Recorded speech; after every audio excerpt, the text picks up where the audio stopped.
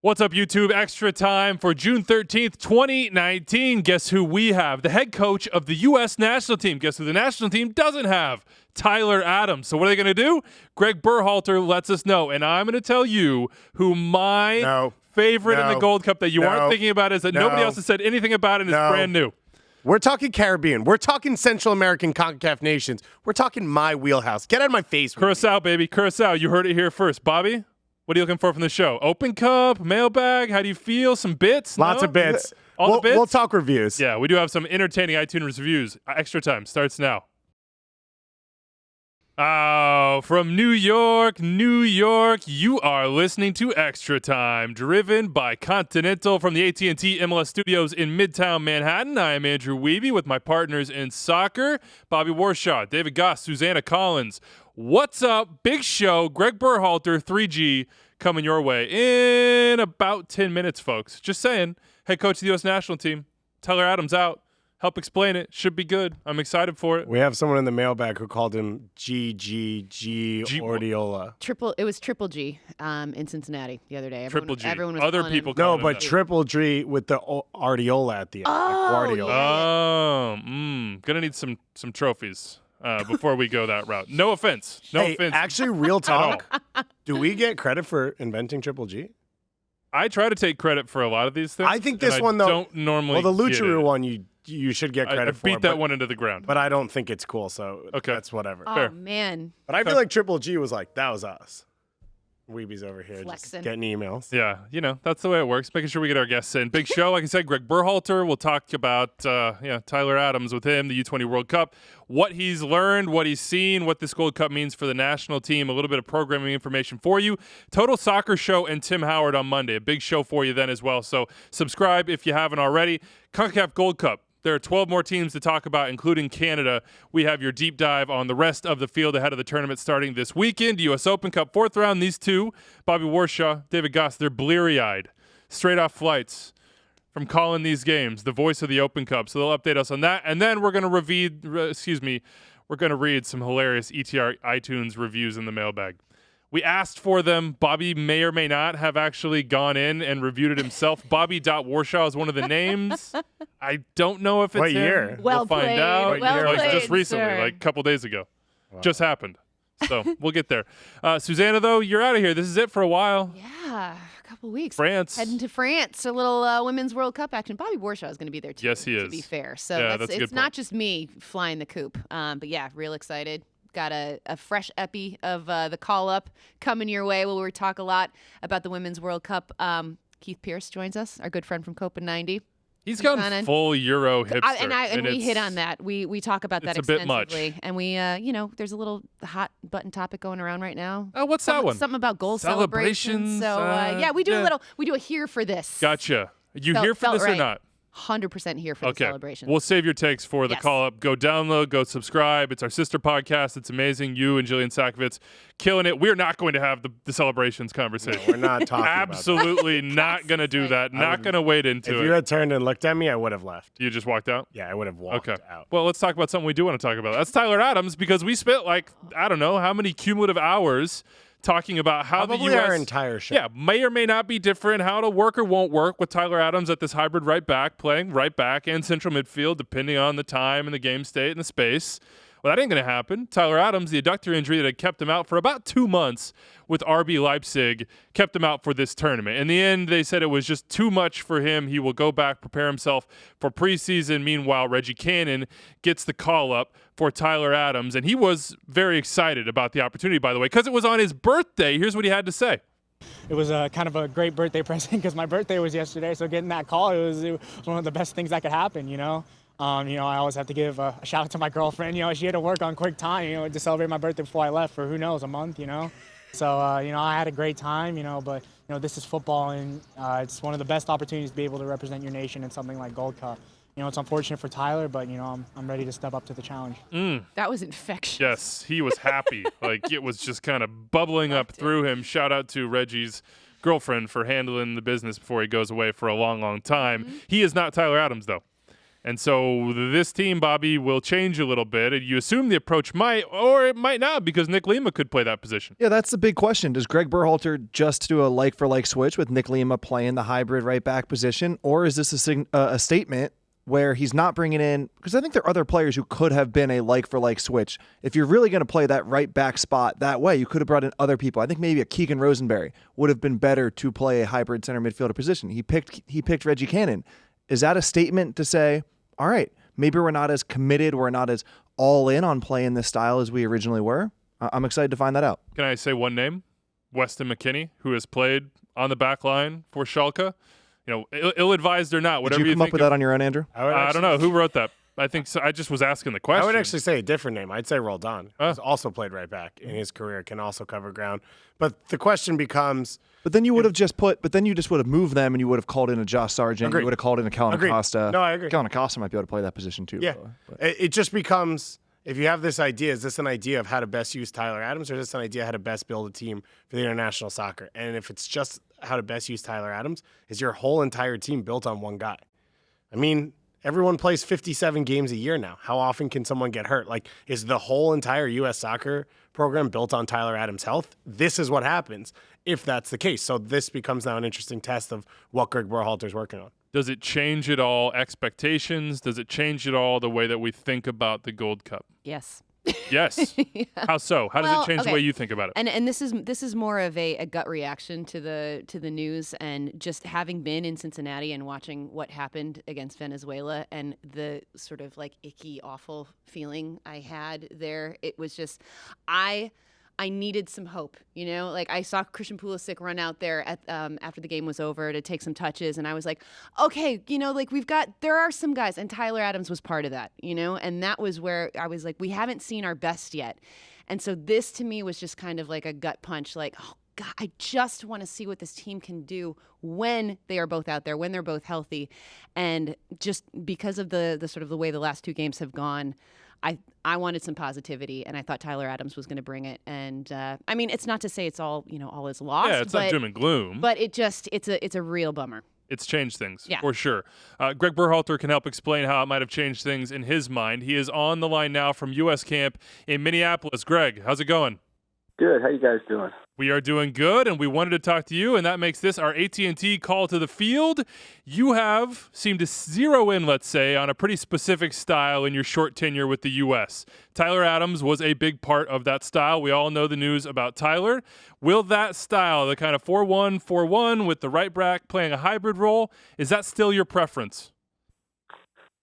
So I think we're kind of mixing concepts a little bit here. You know, when we're talking about the style of play, I think we have a clear style and what we're trying to do with the ball. The formation can vary, and you know, when you're talking about the right back coming inside, we're mostly using a 3-2-2-3. When we do that, we're starting from a defensive formation of 4-4-2, and we're moving offensively to a 3-2-3-2-3. So, you know, with Tyler out, you know, we may look to play slightly differently. You know, we're still, again, what I would say about the phase that the team is in, we're finding the most efficient way to disorganize the opponent while still remaining solid in transition. And that's what we're searching for. And I think, you know, you saw in the game against Venezuela, when we moved Nick Lima wide, we were able to create wide overloads, which was effective as well. You know, I think six or seven chances came from the right side of the field in that game. So, you know, we're still in the phase where we're working through the most effective way with the appropriate personnel. Bobby's the tactics guy. I'll let him handle that. Before we get to it, fitness and health have been a theme here, and Tyler just part of that. Do you have any updates on who else might be held back right now? Who's not in training? Who might not be available for the initial parts of the group stage? Who are you watching closely right now within this squad? So I'm happy to say that, you know, we're mostly getting fit. You know, we have everyone full participation in training, the 23 that were here, or, you know, maybe one was limited today, 22 players, full participation. So we're getting there, and that's a great sign for this group. You know, we started camp out, and it was a different story. Greg, I want to go back and talk to what you just discussed with the tactics and the personnel. What made you successful at Columbus was your attention to detail. And I think this is the overarching question with what you're doing right now, and I'm interested to hear your answer. How do you implement that level of detail with the restrictions you have on time and training with the national team? So I think there's compounding effect that you can have on the players, and I think over time when they're with you, and when you're able to reach them outside of camp, you get those gains, and we're working on it. I think that we want to make, I think I've talked to you guys about this before. We want to make it as simple as possible, explaining our positional game.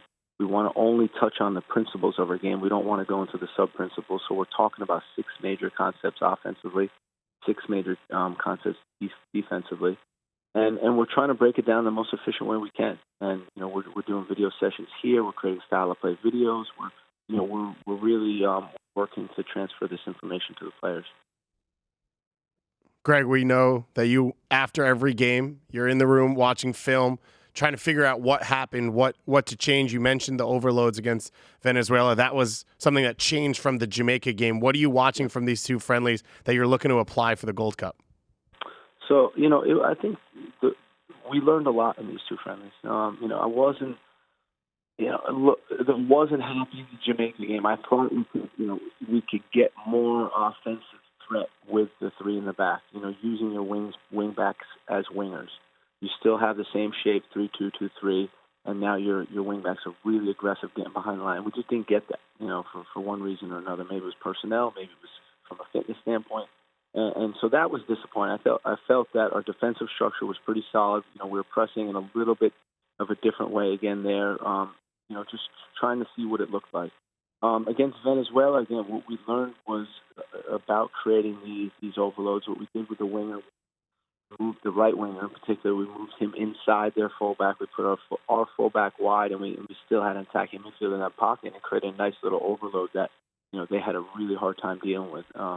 So I like that look as well. I've never been a fan of playing wingers really, really wide. And we started doing that with the national team and just working through that, seeing what that looks like, and now seeing to make a little adjustment to be more effective. You're balancing process and results here, and especially as we enter the Gold Cup, Gregg, the fan base, media, they expect results, and we're in this sort of weird time with the national team where you're changing a lot of personnel, and the old guards of the past that might have helped guys like DeMarcus Beasley or Landon Donovan come through are there, but it's not as coherent a group just because of what's happened with this program. Your message after Venezuela was stay calm. Was that a message to the fans and the media, and what's the larger message from you when it comes to those expectations for this team? There's a lot, Andrew, that we can't control, right? We can't control reactions, and I understand fans being upset with losing, in a friendly game. I do, and we also have expectations on ourselves to get results. So, when we're entering this Gold Cup, we want to win this Gold Cup. That's what we want to do, and that's what we expect to do. The other part of it is that we just have a process of how we work. We work every day. We work hard. We try to create an environment that the players love to be in, that we're creating a strong team culture and clear identity on the field. And that's all we can control. And we work hard every day to ensure that. You mentioned it. You want to win this tournament. Take that part away. You'll walk away from this Gold Cup feeling like it was a success if you see what?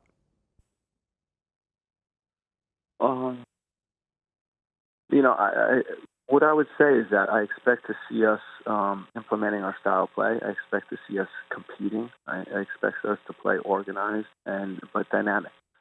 That's what we aspire to do every game, and we want to see that in the Gold Cup. I think we should be competitive, and we should be able to compete for a title in this Gold Cup, and that's what we're shooting for. What's the one phase of play you're trying to improve the most right now? Improve, huh? You might not just improve, that you've tweaked maybe since you took over, that you have most attention to.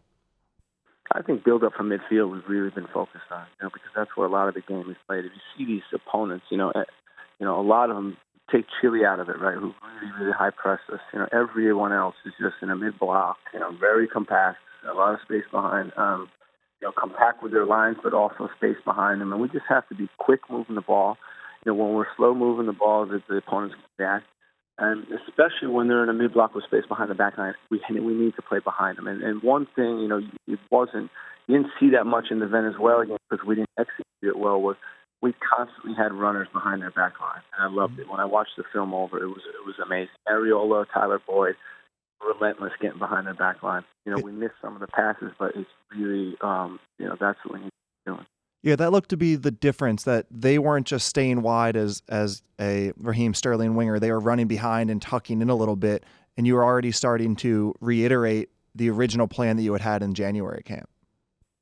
Yeah, I'd say in January camp, the wingers did have good width. Occasionally we'd drift out wide with our attacking midfielders, and then the winger would come inside, and we had some good combinations there.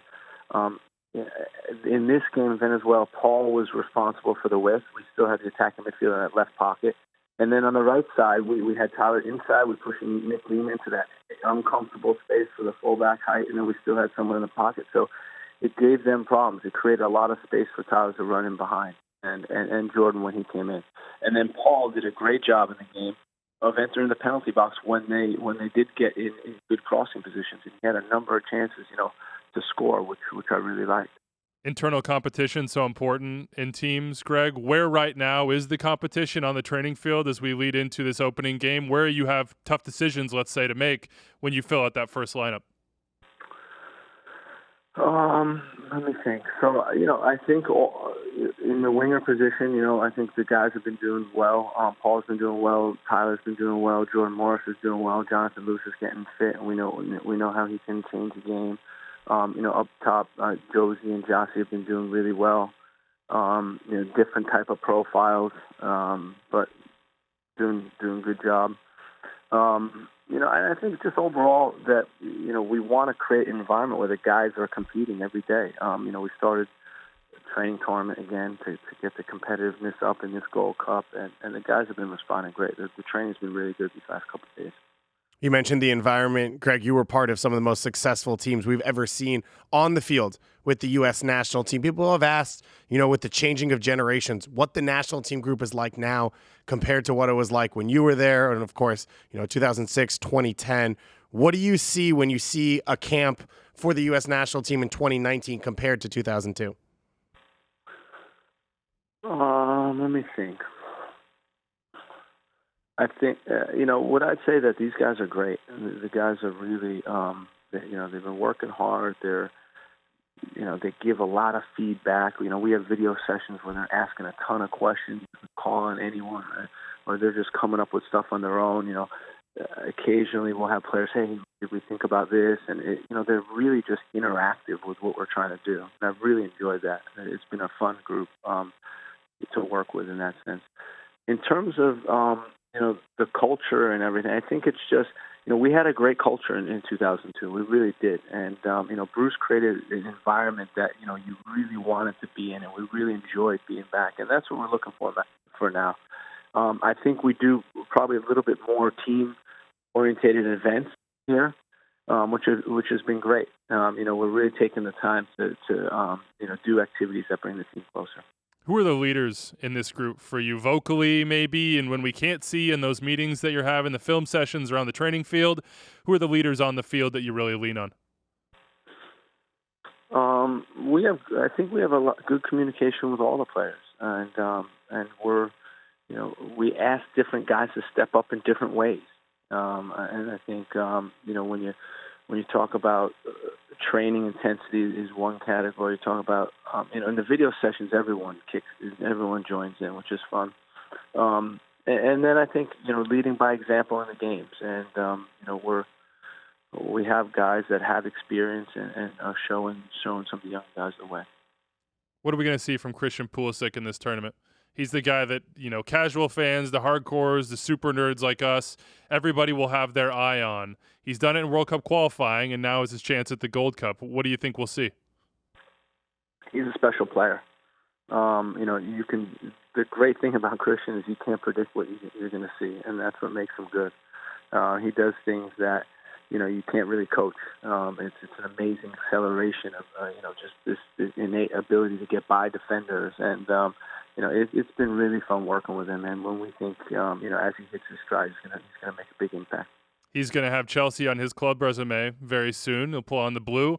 I wonder 6 months or so into this, after spending those years with the crew day to day in that environment, we always hear from coaches that leave the international game and go back to, I miss that day to day interaction. What do you like about being an international manager? What do you miss about being a club manager? I think that's an easy one, just to point to the day-to-day interactions. It is great to be on the training field every day. So of course I miss that. I like this group of players. I like the cause that we're working towards. I like the mission. It's really exciting. I know that there's a big responsibility, but it's also such an honor to be coach of the national team.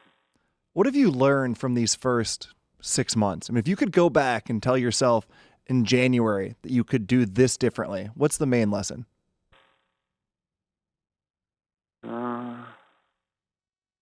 Nothing? Just 100%? I think I don't understand the question. Just what have you learned?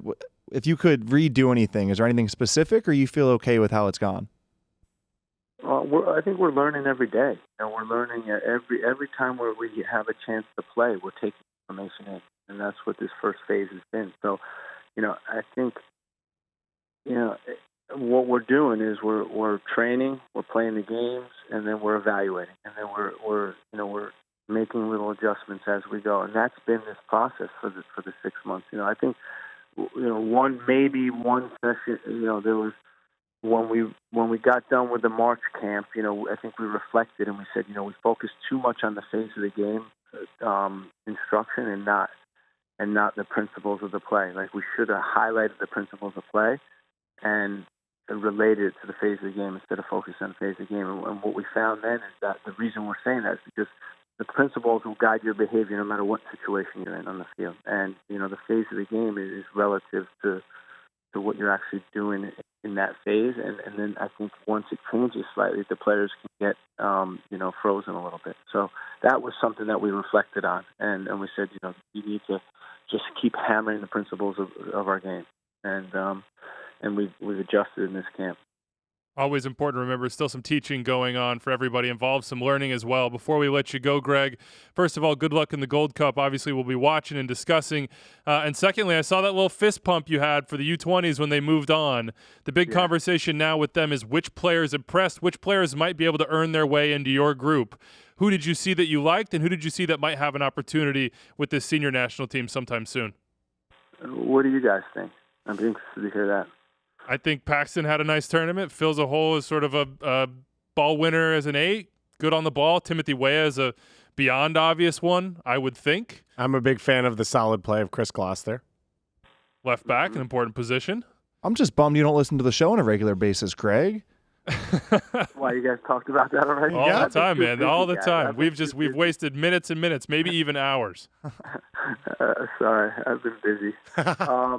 No, it was great watching them. I think that these tournaments are always difficult. I loved the one game where they came out and they were just flying. It was after they lost to Ukraine against Nigeria. That was a really good game, I thought. Just really dynamic play from the whole group. The speed of play was there. That was a great game. I thought Chris Richards, had a good tournament. I liked Gloucester as well. Timothy did a good job. Dynamic attacker. But overall, it was a good team effort, good team concept. I agree with Paxton and Mendez in some of the games was good. So it was great to see them. That's that generation. This current senior national team is chasing the Gold Cup, trying to go back-to-back after that victory in 2017. Gregg Berhalter in charge, his first international tournament. Gregg, thank you so much for taking the time to chat. We'll be watching, okay? You bet. Thanks, guys.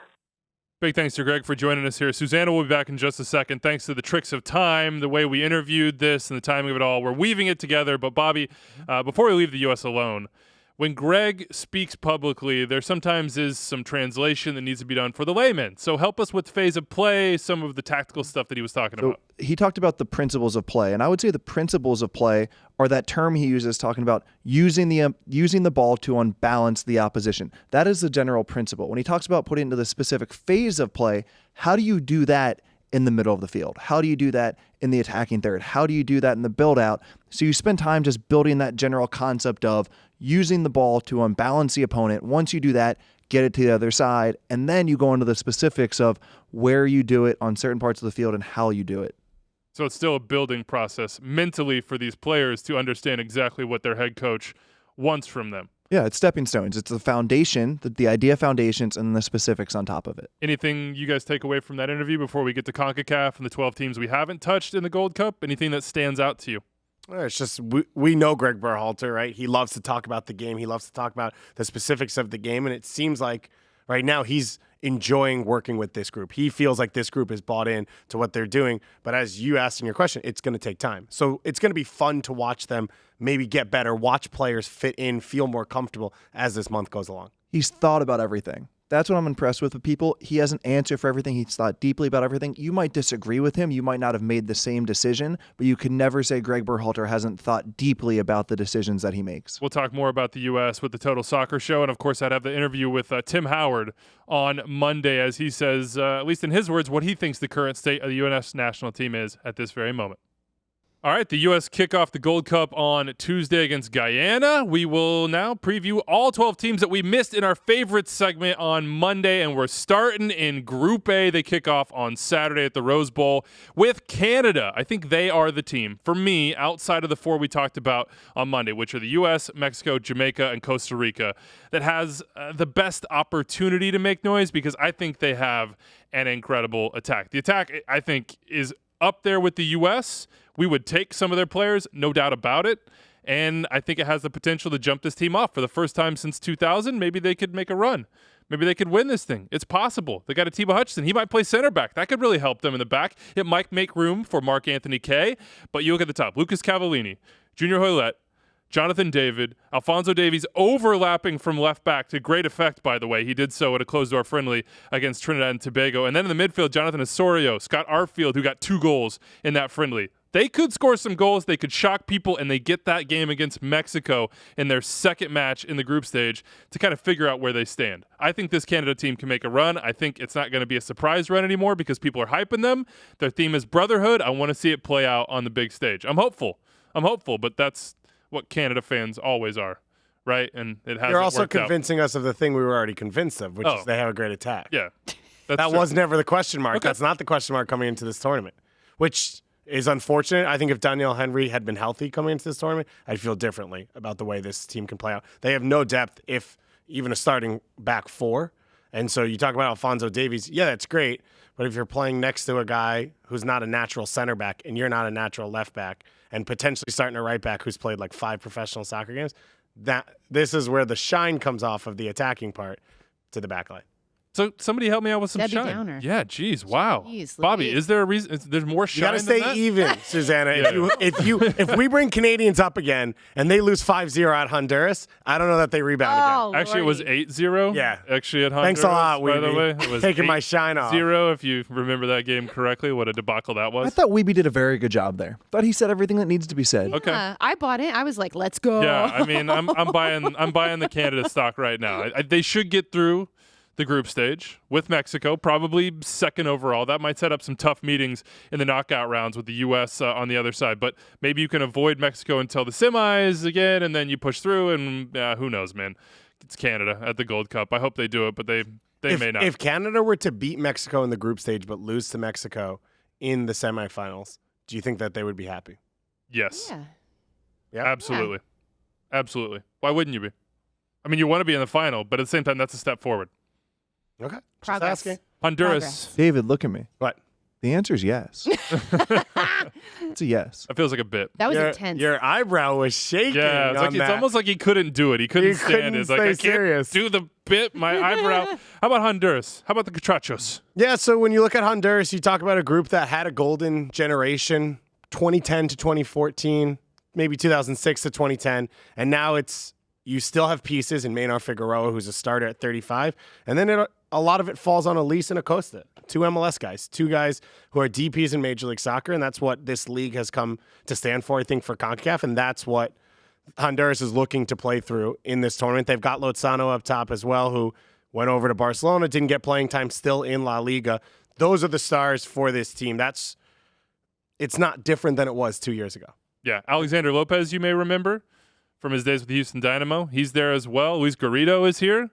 Izaguirre on the left flank. Emilio has been with Celtic forever, and he says he wants to come to MLS. We shall see about that. I love that they have 2 Figueroas at center back.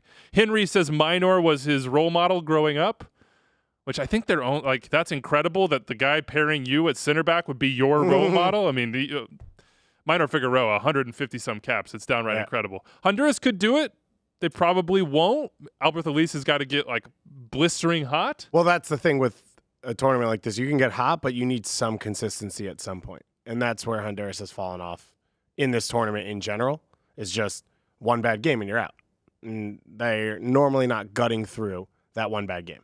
Panama, Bobby, they've had a lot of bad games recently. The results since they qualified for the World Cup are pretty dire. A lot of MLSers here. Yeah, provide a little context. Their last 4 games since the World Cup, it was the 3-0 defeat to the United States and what was Gregg Berhalter's first or second game back in January. Then a 1-1 draw with Brazil. That's a good result and against a good Brazil 11. And then a 3-0 loss to Colombia, a 3-0 loss to Uruguay, which both feel about right. But this Panama team will have a bunch of the names that you still remember. Roman Torres, Michael Murillo. The one scratch now, according to Joel Soria, as reported on Twitter, is that Anibal Godoy is going to be out, the starting defensive midfielder for the Earthquakes, and now Panama. But Gabby Torres up top, and it's mostly the Panama that you've known for the last 3 years, really on the end of probably most of these players' international careers. Yep. You got Quintero in the midfield, probably Cooper. We remember him from MLS. Franco Escobar from the Red Bulls never did get run, but he's still a first choice at center back for this team. They have an old face at head coach as well. Julio Deli Valdez is back leading this team. He led them to the final of the Gold Cup. Breck Shea spoiled that party in Chicago, but Panama got some dreams. Some teams that could play spoiler. He also got fired for not qualifying for the World Cup for a country that had never qualified for the World Cup. Yeah. Which made a ton of sense. Expectations, man. He's a legend, though, as a player and as a coach. He's a legend. Trinidad and Tobago are the ultimate spoiler. We know that from October 2017. Wah, wah. Soca Warriors. And they play the U.S. again in the group stage. Their second game, Sunday, June 22nd in Cleveland. Yeah. And if you remember from that Cuba game, it was turning over the page for Trinidad and Tobago. It was a young team. It was a group that hadn't really played at the international level. Alvin Jones. Let's move on. One of his first appearances scoring that goal against Tim Howard. It's a similar group now. These players have now moved in to their full pro careers. A lot of them play in USL. It is like a USL heavy roster. You've got Jovan Jones. You've got the hot boy, Kevin Molino. You've got some players playing overseas, but you have a bulk of players playing in USL here in the U.S., all in their prime. One I'm going to point out, Nabil Hackshaw. Phenomenal center back or left back playing for Indy 11. Big fan of him, so watch out. I love Nabil Hackshaw. When we were getting ready for the Open Cup game last week, watch out. Goss talked to me about Hackshaw for like 10 minutes. And he was awesome in the game. Bobby, respect defenders. Daniel Cyrus was drafted by Kansas City. He'll be a center back. He's kind of their rock back there. Mikael Williams is in this team still. Kevin George, who you remember from Columbus Crew. Trying to play spoilers again, Trinidad and Tobago. They would probably be competing with Panama, you would think, in this group to push their way into the quarterfinals. We'll see what happens for them. I think some other spoilers here. Haiti's got to be there, Susannah. Haiti, yeah, they cruised through qualifiers. 4-0-0. I think they scored like 19 goals. They had stretch. the best goal differential, which really mattered in Nations League qualifying. It was basically the difference between being in and out, which we'll talk about with Guyana in just a little bit. Totally. Well, and if you look at their group, they've got Bermuda, Nicaragua, Costa Rica, which is going to be tough. But there's a good shot that they could finish top of that group, and then perhaps you miss Mexico in the second round, and then who knows? But no, I mean, yeah, they're definitely one that has the potential to play spoil. They also have the guy Duckins Nazon. Yeah, who is that name? I'm just obsessed with this name. But this dude, like, he's scored 6 goals in qualifiers. He's been so good for them. So one to watch for sure. Duckins is one of the most incredible names in CONCACAF. Duckins Can I throw out a random fact here? Yeah. Yeah. Zachary Haravu from New England Revolution plays for the Haitian national team. Haitian Japanese American. That's His cousin crazy. is also Haitian Japanese American, and her name's Naomi Osaka, and she's the #1 tennis player in the world. Wow. Boom. That's a family. That's a That good is fact. some knowledge dropping. Yeah, I thought immediately you were going dab god here. Good Lord. Yeah. Derek Etienne, obviously. over under on goals. Oh, what are you going to set it at? Okay, well, 50, 60? so Golden Boot, obviously. Gotcha. So the question is what he hits here. I would say I'm going 6. Six Whoa. is my line. Tying him with Duckins Nazone. Duckins. Nuzzle. And by the way, I'm going to get his name here later. Actually, we'll go right now. Rangelo Janga, who was tied for leading goal scorer in the Nations League qualifying. He plays for Curaçao. Is that how am I getting that right? Maybe. Okay. You What have are we like going to correct you? It's my dark horse, man. Come on. It's my dark horse. Oh, Nobody else no. picked them as a dark horse. I Nobody. almost just cursed. I just Yeah, got so he was about to uncomfortable. strangle me when he saw the Almost rundown just here did. because apparently this was Dave's dark horse. But of course now they've got a squad. They just literally came into being less than a decade ago. The Netherlands Antilles broke up the 5 islands going their separate ways. Curaçao's the best of them all in soccer. They won the 2017 Caribbean Cup. They knocked off Jamaica in that final. That's how they qualified for the Gold Cup last time around in 2017. They're first. They lost 2-0 all 3 games. Jamaica, El Salvador, and Mexico. But since then, they've beaten Asian champions Qatar. They've tied and defeated Bolivia. They waltzed through Nations League qualifying by a cumulative scoreline of 23-1. And just days ago, they won the King's Cup, taking down India and Vietnam on PKs. They got a bunch of players in the Netherlands, first and second division. They've got, Cuco Martinez, their captain. He's at Everton, but he's been on loan, Stoke City and Feyenoord. A bunch of guys. Lacuna as well, a player that Yeah. people will know from Swansea City. Yeah, Leandro. Yeah. They also Essen Hoy. He's in the Netherlands. He scored a bunch of goals. They do not have their leading striker. That's Rangelo Janga, who tied with Great name. Duckins Nazone with 6. He plays for Astana in the Kazakh League, and for whatever reason, he's not here. But I still think they can make a run. They have an opportunity in this group.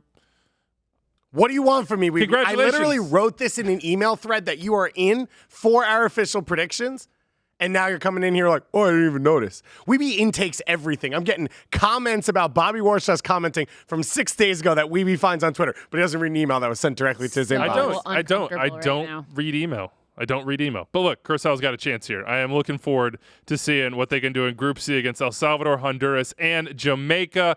How about El Salvador, Bobby? What do they got going here? Let's talk about it. You did not pick El Salvador. No, I did They're not. not one of I don't yours. think anybody did. They snuck into the competition by knocking off Jamaica on the final day of Nations League qualifying. They've got a couple familiar names, Jerson Mayan, who people from MLS circles might know. Darwin Suren from the Houston Dynamo Their will captain. also likely start for this team. So that's all I got. Anybody know the head coach of El Salvador? Yeah. Who? Say it, Dave. I don't know. Carlos de los Cobos. Oh, nice. He's back, baby. You Yeah. remember him from the Chicago Kalen Fire. Carr's former coach. Yeah, wish we had Kalen here to give us the tactical rundown on Carlos de los Cobos. It would have been El a light. Salvador. It would have been a light Yeah, rundown. it probably would have been a light rundown. Not a lot to say on that one. Nicaragua. Yeah, they're back for their 3rd Gold Cup. It's back-to-back for the Nicaraguans. Pinoleros. They have 1 draw and no wins all time in the competition, so it hasn't gone that well. They lost all 3 games in 2017 to the Martinique, Panama, and U.S. in their group, but they were close. They were competitive. Juan Barrera is the name to watch here. He's on the back end of his career, but he's their all-time leading goal scorer. 17 goals. He had 5 in Nations League qualifying to get Nicaragua to this point. They're probably not a team that's going to push on to the next round, but they could spoil somebody's day. They could get a result. They haven't done it in the past, but maybe this is their tournament. I was just going to say, if you're a Nicaragua fan, they're playing their final group stage in a doubleheader at Red Bull Arena. That is literally my favorite day of the year every 2 years when there's a Concacaf Gold Cup doubleheader. No USA, no Mexico. You get the real teams, the real fans, the real countries. I go out, I eat like 10 pounds of food in the parking lot, go into the game, post up in the upper deck, hang out with my homies, and then I leave. Yeah, it's pretty good. So if anyone's going to be there, hit me up. Let me know. Mm-hmm. Love Gold all Cup I at had Red Bull to say. Arena. And if you see him there, certainly, I guess you're buying a I'll drink. be the guy with 5 skewers at every empanada and in like my a hand. and a pocket of mangoes with Yeah. some chili With some powder hot and sauce, yeah. that's some Wow. good stuff. It is. Cuba. What do we know about Cuba? I'm gonna Anybody? bring the expertise here and tell you we know nothing about Cuba because it's Cuba. They play behind a wall. 15 of these players play in Cuba, 4 play in the Dominican Republic, which is a pretty new league, 2 in Guatemala. Cuba played well in Nations League. They were one of the best teams in qualifying, but that also gives you the option where you can play games at home. Now they have to come and play on neutral site, as well as the fact that we know in the past they've had issues keeping their squads together when they do come to the U.S. Of course, legends like Ozzie Alonso, Mikael Galindo have defected when they were here on Gold Cup action and left the team. Can I ask a very simple political question? That That sounds not real true. slippery. Well, just why can Cuban players play in Guatemala but not the United States? Sounds Ooh. like no one here is qualified to answer Yeah, that that's question. definitely what it sounds like. you're- It's a good if question. somebody, if though. somebody out there is listening and knows the answer, if it's something about the It would be- trade agreement with the United States and worker visas, It's our fault. We're the reason they. we can't it's play an here. it's a Yeah, USA not a Cuban decision, thing. not a Yeah. Cuba decision. I would love to know. If you have that expertise out there, we won't pretend to have it. Susannah, Martinique. Martin, We just What- ran into a moving bus. Yeah, we'd be like, whoa! Like I had some answers on Curacao and their relationship with the Netherlands, but I did not have them Nothing. on Cuba there. Next Nothing. time, maybe. Next time. What do you have on Martinique, Martinique. They It's, get- it's it's- adorable. they're actually pretty Listen, good. No, it's not. This was actually like surprising when I was looking into it. So they've beaten Jamaica and Trinidad and Tobago before. In 2013, they faced Canada and Mexico in the group stage. They actually beat Canada, and then they lose to Mexico 3-1. So, but these are though? respectable. That's respectful. Yeah. Totally respectable results for Martinique. I mean, we're talking about like a little teeny tiny little island. So, I mean, look, no, I wouldn't. They're not in the dark horse category. No, probably. It's a No. tough group. With Canada and Mexico, it's truly a tough group. But you know, if say they get a point against Canada, like they can get any sort of result, like that's a huge win. Yeah. What a boon. Kevin Go for it, man. Parsimane, by the way. Kevin Parsimane, Yeah, I was about to say Anders are who's about to run through Yeah, the producer exactly. Anders. door and be like Kevin Kevin Parsimane. Parsimane. So here's what I want to know: if Martinique beats Mexico in the group stage and then loses them into the semifinal, is it still a success? Huge success. Massive success. Kevin Heck yes. Parsimane, 3 goals in the last Gold Cup. He was tied with Jordan Morris and Alphonso Davies for the Golden Boot. He was with the Sounders for a hot second. We were all very interested to see how it would work out, Yeah. but injuries disrupted that. So he's back. We'll see what they can There's do. some quality in Martinique. Uh-huh. Let's go. I'm fascinated by the Caribbean. All these teams have incredible backstories. Bermuda is here for the great. first time. The Gambi Warriors. That is the nickname I think that you need to know. What is a Gambi warrior? So a Gambi, the warrior is part of the troop of the Gambis. So historically, and it's a long, complicated story with some serious ethical quandaries, a terrible origin here. Basically, these were costumed dancers, and it began in the early 1800s. They were slaves from Africa and other parts of the Caribbean that came to British colonial Bermuda, and dancing was outlawed by the powers that be, aka slave owners. They allowed to do them 2 days a year, Boxing Day and Christmas. They have these incredible handmade costumes now. It's become this source of pride and culture and folklore for the island. They dance on big occasions. They wear masks. Back in the day, they did that to be anonymous because it was basically a protest against the conditions that they were living under. But this is their nickname now, and they've embraced it, and they were actually pretty good in qualifying. They were pretty good. Yeah. Naki Wells plays for QPR. He scored some goals. Reggie Lamb's here. He plays in the lower divisions in England. Zico Lewis. shout out Red Bulls Zico too. Lewis. He Also, had 4 shout goals out- in qualifying. He has more goals than Jack Harrison in their high school history. Uh-huh. He Ooh. outscored Jack Harrison. They There you knocked go. off El Salvador and the Dominican Republic in qualifying. So Bermuda's here for the first time. They're going at it. Guyana's here for the first time as well. Here's some trivia for you. They actually didn't get as many. They didn't earn, let's say, the points that they got. They did, but they had a draw against against Barbados. And then they got a 3-0 win against Barbados. Had they not had that happen, Barbados fielded ineligible players, had to forfeit. They wouldn't be in this tournament. The Golden Jaguars made it, though. They pushed their way in. Congratulations to them. They had a very, very nervous final game. But Emery Welshman, you'll remember him from Toronto FC, drafting him. He was with the Real Monarchs, and now he's on loan, and I think the Canadian Premier League. I think he scored the second ever goal in CPL history. He scored the second goal to send them to this tournament, by the way. He drew 2 penalties in the final game and then scored the last one. Warren Creval is the big bummer here. Oh man. The Union's Warren Creval was going to be in this Golden Jaguars team. Didn't happen for him. He broke his Warren foot. Strong. 5th metatarsal, I think, in training ahead of all this. So not there. But Samuel Cox, the captain of this team, says it's the greatest team in the history of Guyana's football. First time in the Gold Cup for them. So congratulations to Guyana. What are the best games you guys think in the group stage? What are you looking forward to most? The easy answer is the Costa Rica home game and the Jamaica home game. to like get those crowds out there, to have that first ever experience, especially with the run Jamaica's had over the last 2 tournaments, making both finals. Leon Bailey finally decide, like if Leon Bailey makes that appearance at home, like it's gonna break Concacaf. So that's got to be it. B and C. That's the groups you're talking about. Their opening doubleheaders played in Costa Rica and San Jose and in Jamaica, in Kingston. So those are going to be awesome. I hope other nations get that opportunity in the future. I know almost all these tournaments get played in the U.S., but come on, freshen it up a little bit. Give Central America, give the Caribbean an opportunity to be a part of it as a host. All right, before we, sub in Baer, let's say. Susannah, I know you got to hit the road here. I want you to know that your first choice, he is absolutely just here to save your legs so that you're ready once you get back from France and you can do your job on That's the ground. a really good way to Thank you. inspire Ben on I know, that. poor Man. Ben. That's actually how I inspire Ben. Yikes, I'm going to avoid him on the way out. U.S. Open Cup 4th round. You guys are the voices of this thing. There was some chalk. There are Dallas. many voices of this thing, Wiebe. I think that's very extreme statement. but I'm saying that you guys are. Cool. Dallas over Oklahoma Energy, Orlando over Ricardo Memphis. Pepe got the start. Yeah, his didn't first score. ever. Yeah, NYCFC handled North Carolina FC. Crew knocked off Pittsburgh. Houston knocked off Austin, held on. San Jose, crazy game against Sacramento, but they won. And Cincy beat their USL rivals. Louisville, MLS winners here. Minnesota worked over Sporting Kansas City. LAFC fielded a first team and did the same to RSL. And DC, thanks to some late Wayne Rooney heroics, knocked off DC. But the big stories. Well, actually, it was thanks to Bobby Warshaw. Really? Oh. Union fans would tell you that. Yeah. Awkward? They love It you. was a great game. Great game. Fontana comes in, plays center striker for the Union, scores in the 113th minute. It gets to the 115th minute. Bobby's beside himself at this point. Jim Curtin is the tactical genius that we've all been waiting for. And what do? I start talking about what a phenomenal win it is for them. Saying this is a polarizing win. This is what they needed to show that they could do it in this type of game.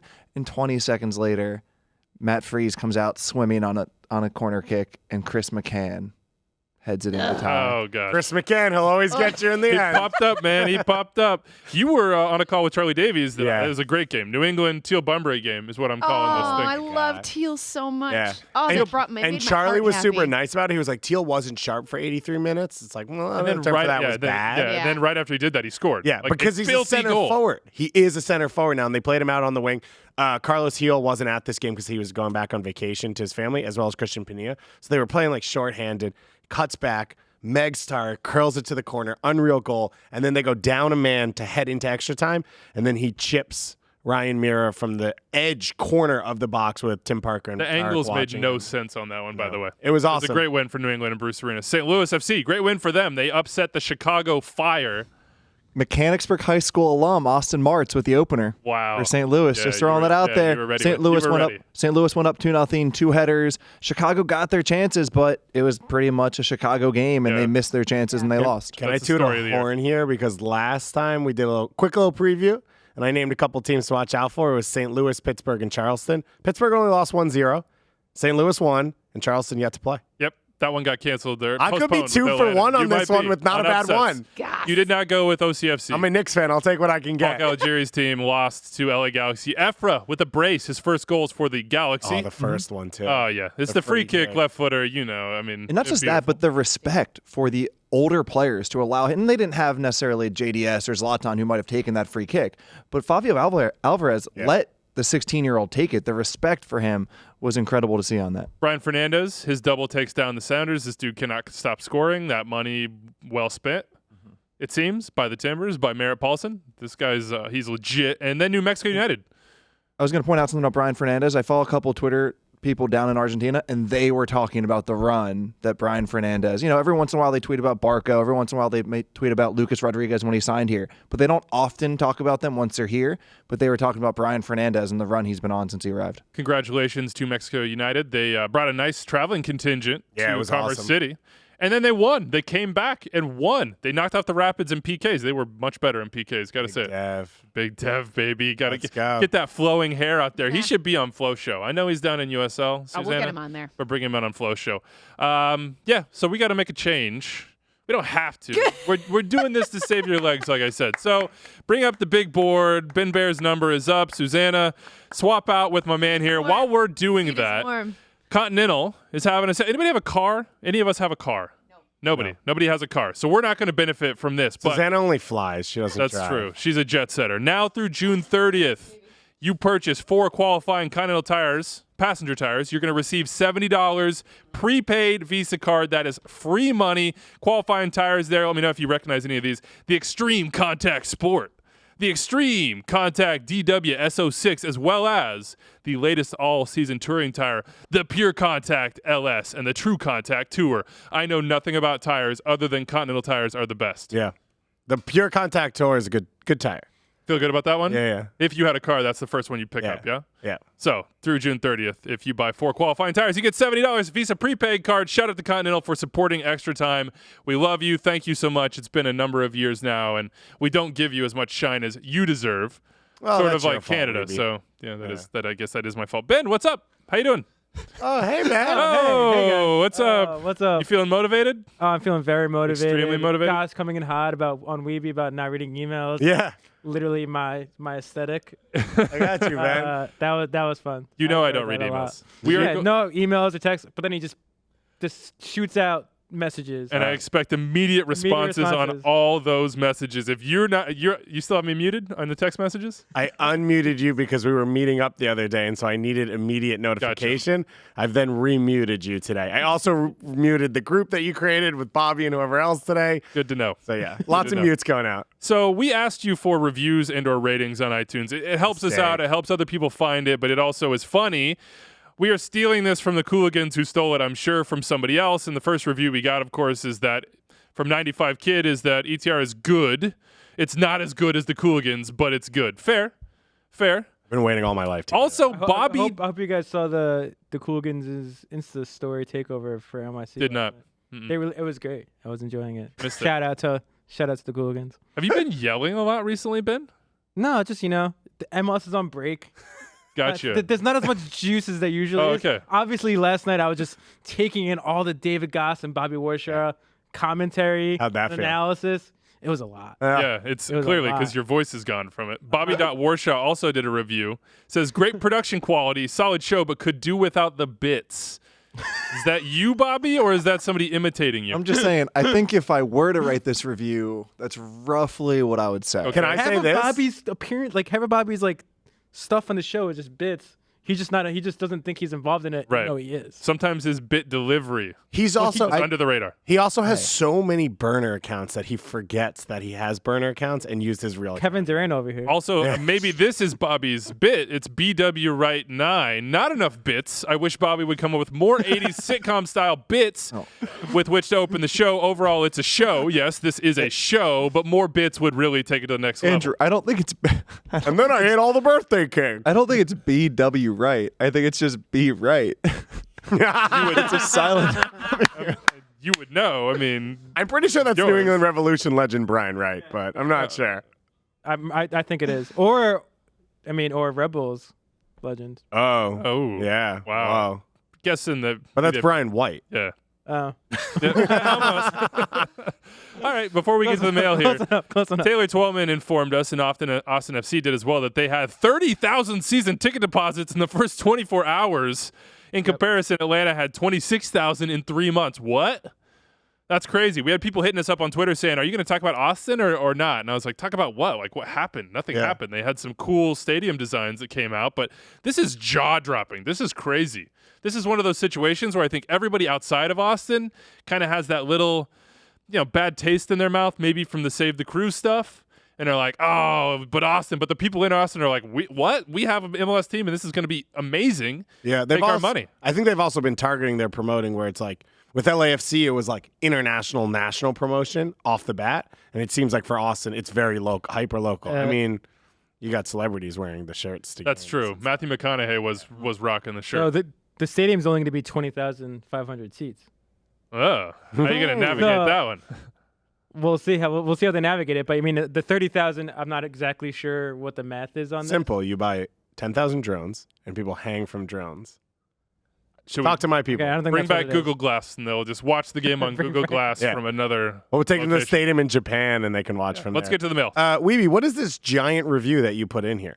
Were you big meanie hottie, please? Yeah, Were you gonna read this? I wasn't gonna read it, but there was some good stuff in here. You just wanted to put it in. I did. Okay, that's fine. I'm gonna Okay, move on. here's the- no, here's- I'm gonna move on. I okay, don't want fine, it. Okay. Andrew in Kentucky. Hey, Extra Time, what are some of the best random rivalries in MLS? I'm asking about rivalries that are intense with no obvious geographic reasons. From my perspective, Sporting KC and Atlanta have a rivalry between their fans that is not proportionate to the on-field fire. Also, what player is the most talkative on the field that don't get noticed? I'm not on the field, so I can't. Yeah. I can't profess to know that part of We it. can't really answer the on the field portion. The Unfortunately, rivalry, Bobby retired. The rivalry one is going to get some groans from people out there just because of their accusations at MLS. Is and extra time. SKCRSL dead? Yeah. I think it is dead. Cool. I think it is dead. What? Even though I stated- Benny's now back. And I stated not that long ago that I thought that Atlanta versus Red Bulls was the best present rivalry. People in Cascadia did not like it. I'm a believer that rivalries can pop up. Clearly, Andrew in Kentucky is as well. So I think that it's Atlanta Red Bulls. The pace of the game, the energy, you can see that the players don't like each other. The coaches don't like each other. I guess not anymore, but there's real passion between the people actually on the field. Is Seattle LAFC? I don't know why that one popped into my Nope. mind. No. No. Just Okay. because they're the two best teams? Just because It feels like they've had some big meetings, and so I guess that's why. the Portland LAFC thing, and now they're not playing again. Portland's playing LA the next round. All right, let us know. Let us know what you think. I think you're right. Right now, it is Red Bulls, Atlanta. What else we got in here? We got a fan from Melbourne, Australia, who wants to say, just want to start a discussion on Timbers' playoff hopes and how great Brian Fernandez has been for the Timbers. 6 goals in 4 games. Cheers, because he's Australian. Keep up the great content. I would like to add that Jeremy Abobasi has 2 assists on 6 of those Brian Fernandez goals. He had a You gotta very keep- nice one last You got to night. keep the production on the On field. the game winner, by the way. Yeah. Yep. So congratulations to Abobasi. I mean, on that was a one. great ball from Valeri to set up a Bobasi, just saying. 401-206-0MLS. Extra time at Well, we answered the MLSsoccer.com. question. They're at 76% according to 538. I think that's low. Yeah. Yeah, I I think 16 they're home games left. they're a shoo-in. They're gonna I mean, That's low. They're in the playoffs. It's just a matter of where they're going to end. Can they push up and get a home game? Probably not, but we shall see. Yeah, I think the next few weeks is, are they an MLS Cup contender? And then we've got one here that said, I need a league-wide rule in MLS that designated players, a la Zlatan, have to play in U.S. Open Cup games if it's against an amateur side. That should definitely be a rule.